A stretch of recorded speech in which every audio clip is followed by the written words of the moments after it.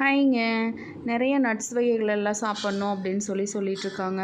நம்ம வந்துட்டு அப்படியே வாங்கி பச்சையாக கொடுத்தோம்னா குழந்தைகள்லாம் சாப்பிட மாட்டாங்க. அதனால் எல்லா விதைகளுமே வந்துட்டு வறுத்தரலாங்க. வெள்ளரி விதை, தர்பூசணி விதை,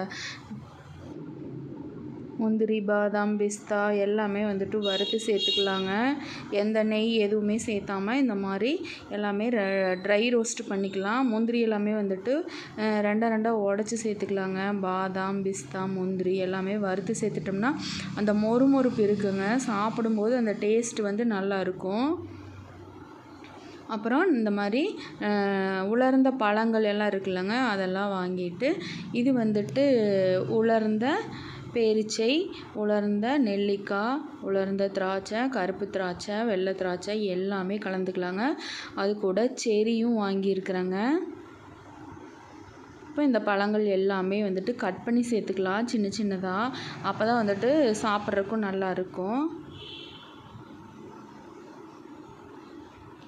பொடியை இந்த மாதிரி கிவி எல்லாமே கட் பண்ணி சேர்த்துட்டோம்னா குழந்தைகளுக்கு சாப்பிட்றதுக்கு ரொம்ப சூப்பராக இருக்கும்.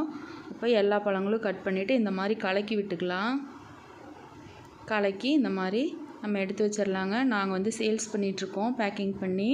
உங்களுக்கும் தேவைப்பட்டுச்சுன்னா நீங்கள் வாங்கிக்கலாம். 1/4 கிலோ, அரை கிலோ, 1 கிலோன்னு சேல்ஸ் பண்ணிகிட்ருக்குறேங்க. இந்த மாதிரி வாங்கி வறுத்து எங்களால் வந்துட்டு செஞ்சிட்ருக்க முடியாது அப்படின்னு சொன்னீங்கன்னா நம்மக்கிட்ட நீங்கள் ஆர்டர் பண்ணி வாங்கிக்கலாம்.